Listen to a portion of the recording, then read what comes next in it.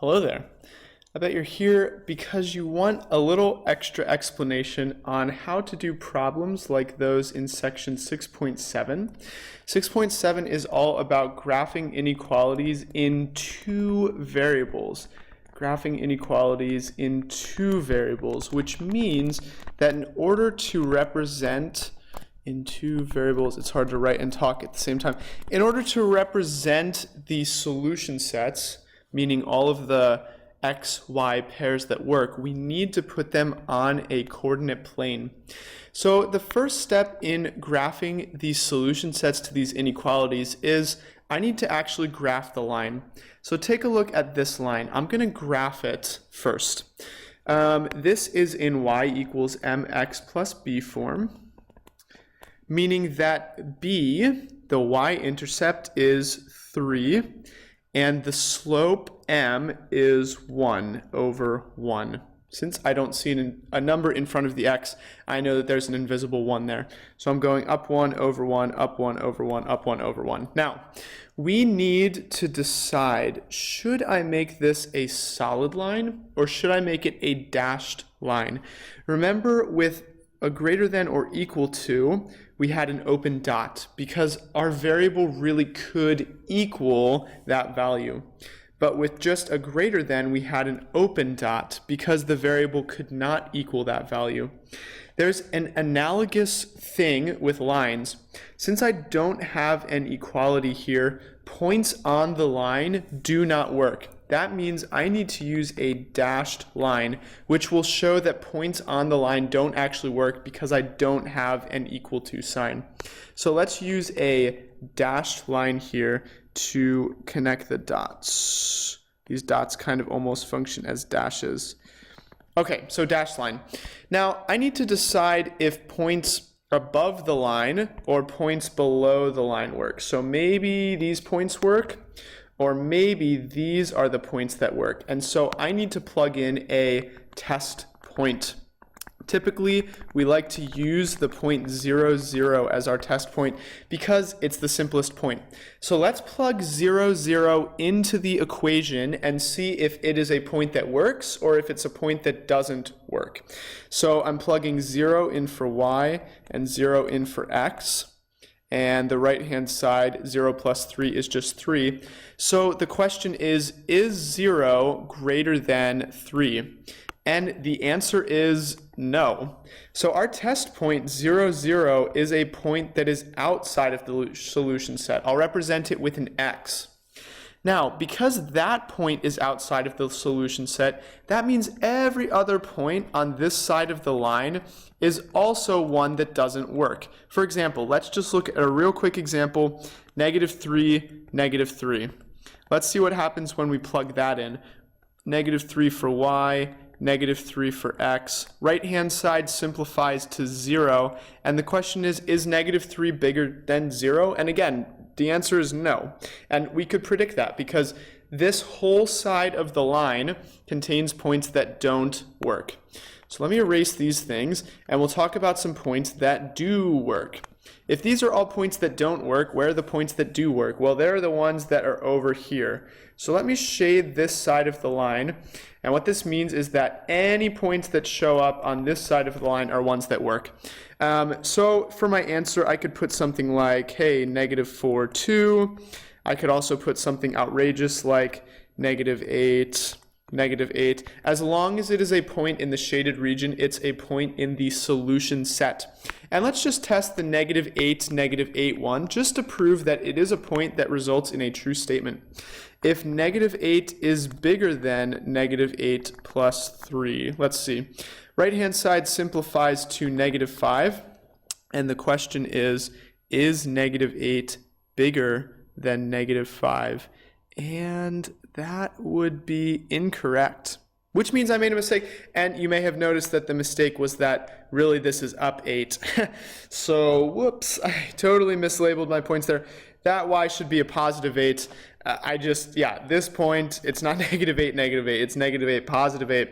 Teachers make mistakes too sometimes. Anyway, the point is 8 bigger than -5? And the answer is yes. So this is a point that does work. It is in my solution set. Okay, let's go a little bit quicker in the next couple now that you know the basis of what's going on here. So let me switch back to red. That'll be the color for our lines. This one is also in y equals mx plus b form. My b is 5, so my y-intercept is 5. And I'm going up 3 over 1, also down 3 left 1. Will work. I need to use a dashed line because I do not have the equals, which means that points on the line are not ones that will work in the solution set.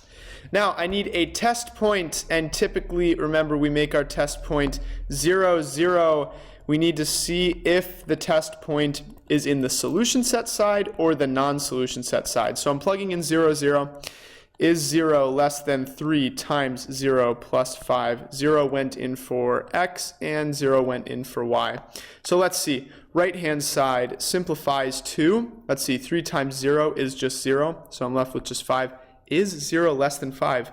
And the answer is yes. So that means 0, 0 is a point that works. So 0, 0 is in the solution set, meaning every other point on this side of the line is also in the solution set. As long as it's over here, it's good. So I'm going to shade in this direction. And let's make another point in the solution set. I can pick literally any point. Let's do this one. Over 9, down 9. That point is also in the solution set. All of the points on the other side of the line are not going to work. So things like -5 up 0, this guy, and let's just keep it real simple, -5 down 1. These are points that are not in the solution set, and I'll just plug one more in just to kind of prove to you what's happening. If I plug in the point over -5 up 0, okay, so 0 is my y, -5 is my x. The right-hand side, 3 times -5 is -15, plus 5 is -10. Is -10 bigger than 0? Is 0 less than -10? The answer is no. That's why -5, 0 is not in the solution set. Okay, so there we have it. Let's again move quickly through the next couple. I'll switch back to red. This equation is not in y equals mx plus b form. Let's use the intercepts method in order to graph this. Intercepts method. Hopefully you remember how to do this, and it's good review for the midterm if you don't. So plugging in 0 for x, y is going to equal, and let's just remember, we're graphing the line, so pretend there's an equal sign there for now. Y would equal -8, so there's a point. Also plugging in 0 for y, x would equal -8. So here are my two intercepts. I can graph those 2 points, and it looks like I very unwisely made every single one of these problems. Oops, down 8. I'm graphing these points. Looks like I made every single one of these problems not a less than or equal to. So let's add the equal to sign just so that we can practice drawing a solid line. Here in this one, this means that points on the line are in our solution set. So if we wanted to, we could even just say right now, hey, 0, -8, and -8, 0. These are points that are in my solution set. Look at what happens when I plug them in. If I do 0 plus -8, less than or equal to -8, is -8 less than or equal to -8? And the answer is yes, because it's equal to. That's why I use the solid line, because points on the line work. However, we still need to decide what side to shade here. And for that, as always, I need a test point. As always, 0, 0 is an easy test point. So let's plug in 0, 0 and see what happens. 0 plus 0, is it less than or equal to -8? I think the answer is no. -8 is definitely less than or equal to 0, not the other way around. 0 is bigger than -8, not smaller than it. That means the test point is outside of the solution set, which means I don't shade this way, I shade this way. So here are all of the points that are in the solution set. Points like -8, -8 are also in the solution set. Points down here. Points not in the solution set are ones like 0, 0, or 3, 3, literally anything on that side of the line. What about -2, -2, also outside of the solution set? Okay, one last one. Let's use intercepts method again to graph this line, and I will do this one quickest of all. Okay, if I plug in 0 for x, looks like y would be 2. If I plug in 0 for y, it looks like x would be 16. That's rather annoying, but let's just scale our axes. I'm going to go by 2s, 2, 4, 6, 8, 2, 4, 6, 8. You're totally allowed to do that. So over 0 up 2, there's a point. Over 16 up 0. Scaling the axis by 2s, 2, 4, 6, 8, 10, 12, 14, 16 would be right there. And let's connect those two dots to draw our line. Our test point, as always, we will use 0, 0, and we need to see if 0, 0 is in fact a real point. So plugging in 0, 0 into our equation, our right-hand side simplifies to just 0. So is 0 bigger than 16? No! That means our test point is outside of the solution set. We need to be shading in this direction. So points in the solution set are those that are very positive, like 6, 6.